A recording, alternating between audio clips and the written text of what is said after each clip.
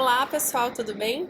Essa é mais uma aula do curso Introdução à História. Essa é uma aula bônus, então nós estamos concluindo hoje o nosso mini curso de Introdução à História. Já temos outro curso sendo preparado e se você pode notar, eu tô aqui fora hoje na varanda da minha casa porque eu resolvi gravar aqui fora depois que eu vi um vídeo da Raquel, que está disponível na plataforma Premium. Raquel, muito querida, tem muito a nos ensinar e se você tiver interesse, não sabe do que eu tô falando ou tiver interesse de participar conosco da plataforma Premium, vou deixar aqui no link da descrição ou no link dos comentários um comentário fixo ou o link aqui na descrição mesmo do vídeo para você conhecer a nossa plataforma e poder também participar com a gente. Ela tem muitos conteúdos, além dos que nós temos aqui disponíveis gratuitamente no YouTube, tem outros conteúdos também, dos quais você pode se beneficiar muito. Então, se você tem interesse, quer e pode fazer parte dessa plataforma, acesse o link. Qualquer dúvida, deixe nos comentários também, que nós vamos ter prazer em responder você.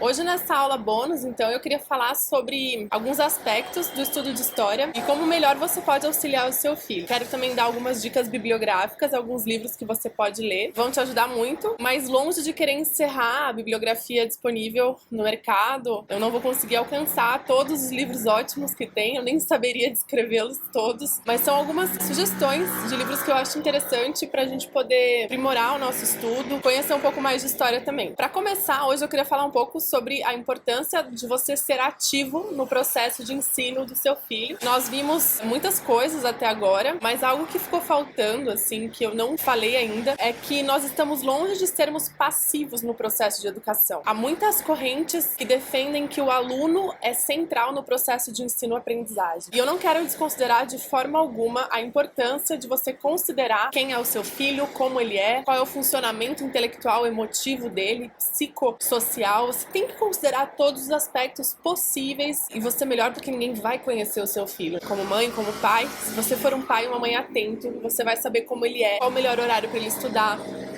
que tipo de assunto interessa mais a ele, quais as dificuldades que ele tem. Isso você vai construindo nessa caminhada, melhor do que outra pessoa qualquer. O que eu queria destacar é a importância de você, pai, mãe, educadora, ser ativo no processo de ensino. Nós, nesse novo curso que vamos começar, próximo curso que já está em andamento, chamado Ensinando a Ensinar, nós queremos tocar em alguns pontos importantes para você conseguir aprimorar, melhorar o ensino com o seu filho. Nós queremos dar dicas, sugestões, e eu queria começar aqui esse assunto já falando algumas coisas relativas especificamente à disciplina de História, mas fique ligado que você vai poder aproveitar mais sobre esse conteúdo no próximo curso. Apesar de tudo isso, da gente poder se beneficiar com dicas, metodologias e pessoas que podem nos oferecer e apontar caminhos valiosos na nossa caminhada, ela é uma caminhada, ela perpassa pelo educador, pela pessoa responsável pela educação. No seu caso, ela perpassa por você, pai, mãe, educadores, que vão transmitir esse conhecimento. Então, a sua relação com o conhecimento, com os livros, com os lugares onde a cultura e o conhecimento é oferecido, como museus, exposições, enfim, todo tipo de arte, todo tipo de literatura, de livros, de artigos, revistas, bons jornais, meios de comunicação em geral, todo o seu relacionamento com a cultura, com o conhecimento vai refletir naquilo que você vai produzir em termos de conhecimento, de ensino no seu filho. Então, com isso eu quero te dizer que é muito importante a sua postura ser ativa em relação ao conhecimento. Você deve ser o exemplo para o seu filho, você deve ser aquele que vai conduzi-lo ao caminho do conhecimento. Então, a minha dica aqui é que você esteja sempre em crescimento, sempre num movimento de aperfeiçoamento. Não pare de ler, não pare de estudar, não pare de se aprofundar. Busque amar o conhecimento para ensinar história, busque gostar de história. Não há como ensinar história sem gostar de história. Você vai transmitir algo gostoso, leve, prazeroso, interessante, se você também achar isso tudo interessante. Agora, se você achar um fardo, uma coisa chata, pesada, provavelmente e certamente o seu filho vai perceber isso e é capaz, muito provavelmente, de reproduzir isso. Não é uma regra, mas é capaz que ele reproduza isso. Nós somos ensinados também através dos exemplos que nós temos. Procure dar um bom exemplo para o seu filho. Aí você pode pensar, mas mas eu não gosto de história. Eu nunca gostei disso. Eu não tenho nem sei o que é direito. Não tenho muita vontade de estudar história. Estudo porque tá no currículo. Procure buscar, se você está nesse caso, né? Procure buscar se encantar com o conhecimento. Procure buscar ler bons livros. Eu vou indicar alguns aqui, mas tem muitos bons livros no mercado acerca da disciplina de história. Procure se encantar com o passado. Procure descobrir os propósitos que fazem sentido para você dessa disciplina. Procure e faça perguntas para a história. Faça perguntas para os objetos que você vê no museu, para os livros que você lê. Comece a se relacionar com esses objetos, com esses livros. Nós não precisamos ser especialistas para gostarmos de história ou de qualquer disciplina. Nós precisamos ser curiosos. Nós precisamos estar dispostos a conhecer, nos abrir para conhecer.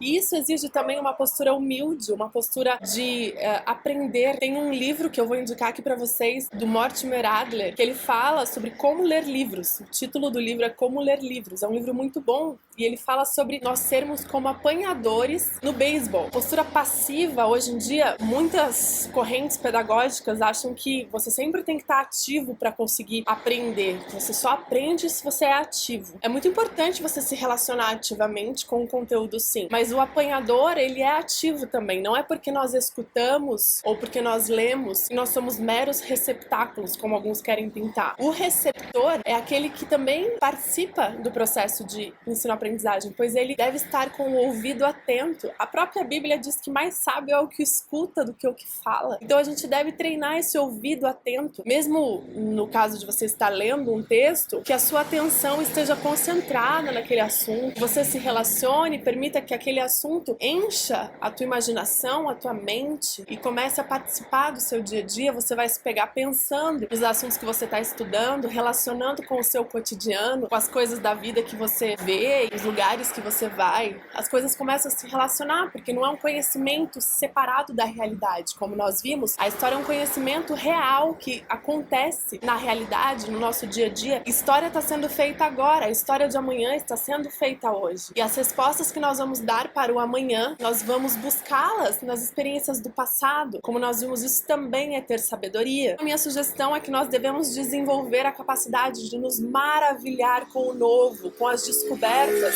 que o conhecimento, o processo de conhecer nos proporciona. Quando nós estamos conhecendo as coisas, nos maravilhamos com o novo. Se abra para se maravilhar, para conhecer. Tire a sua atenção das coisas fúteis, né, que às vezes não colaboram tanto. A gente vive numa era digital, onde há muita tela, recebe um conteúdo de informação muito grande. Selecione o que é importante para você e para sua família, para o crescimento da sua família, porque nós não vamos dar conta de tudo. E se debruce sobre isso que é importante para o crescimento da sua família, que você julga ser importante. Vá buscar bons conselhos para fazer esse juízo. A Educalar está aqui, pode te ajudar em muitas coisas. Tantas pessoas também estão dispostas aí a colaborar nesse processo. Tem muito para oferecer, então busque algumas dicas. Conte conosco nesse processo e vá construindo a sua dinâmica de ensino e aprendizagem. Mas é importante que você esteja ativo nesse processo, que você seja um bom curioso, uma pessoa apta a ouvir,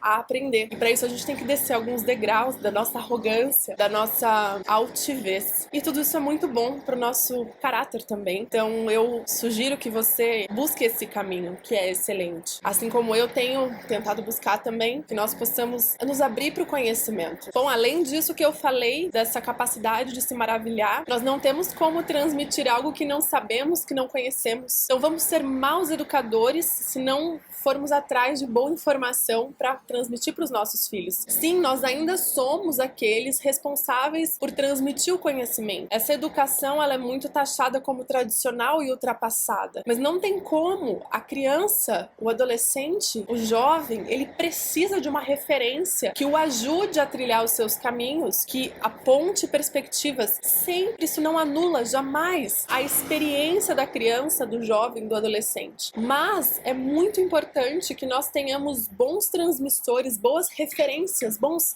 exemplos mesmo de pais educadores, mães educadoras, tutores, pessoas que vão contribuir nessa jornada do jovem, da criança, do nosso filho, filha, eu ainda defendo que é importante nós termos referências. O educador, ele deve assumir uma postura de estar à frente do seu educando. É importante que o educador, ele vá buscar conhecimento, vá se informar e vá engrossar o caldo dessa sopa que é o conhecimento, para poder gerar nessa criança, nesse adolescente, nesse jovem, um conhecimento substancial que vai auxiliá-lo durante toda a sua vida, na sua caminhada como um todo. Para isso, como eu disse, ler é essencial. Eu queria usar um exemplo de um livro que eu li, que é um livro que eu nem concordo com tudo, tem muito de pedagogia paulo freireana, talvez, algo muito diferente do que eu acredito, do que eu penso, mas é um livro que tem muito a contribuir. Tem coisas que eu não concordo, mas tem coisas interessantes que eu acho que a gente, como a Bíblia diz, deve reter tudo que é bom. Então não há problema em ler materiais que você discorda e que não refletem a palavra de Deus como um todo. Você pode ler livros não cristãos, é importante ler de tudo, mas é importante começar lendo livros que vão te orientar, e aí você pode ir discernindo isso com o tempo, para conseguir ler livros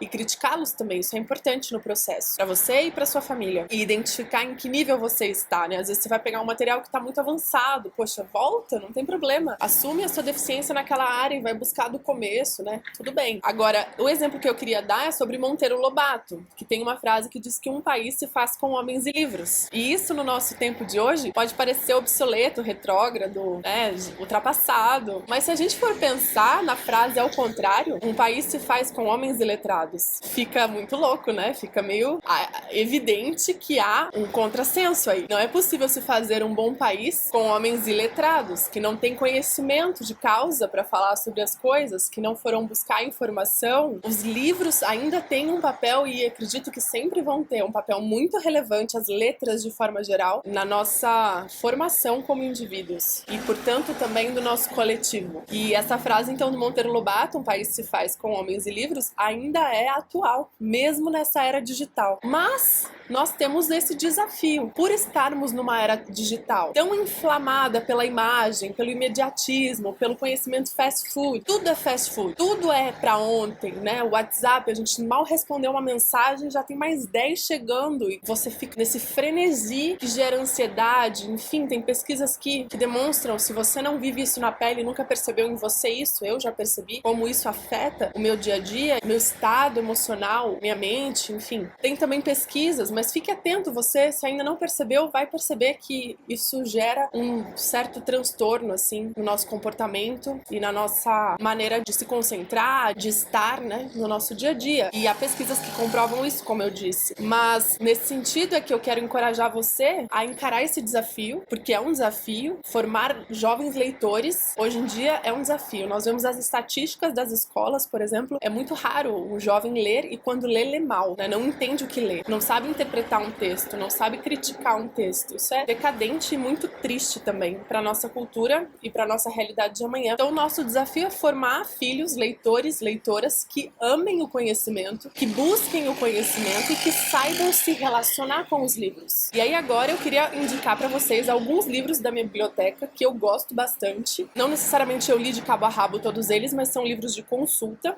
E longe de encerrar o hall de bons livros aqui, eu queria começar por esse, que é Educação Clássica e Educação Domiciliar. São 3 autores, da editora Monergismo, e nele, além de dar uma introdução no que é educação domiciliar, eu devo fazer uma resenha desse livro, provavelmente escrita e também em vídeo em breve, já está saindo, mas nós temos aqui no final, no apêndice, uma lista com livros sugeridos para quem quer praticar educação clássica. Então aqui já tem uma lista muito legal, que você pode adquirir também. Vou deixar aqui também o link para você adquirir os livros que eu tô indicando. Esse daqui é uma coleção de 3 livros que o meu pastor Franklin Ferreira me indicou. Muito bom, chama Os Cristãos.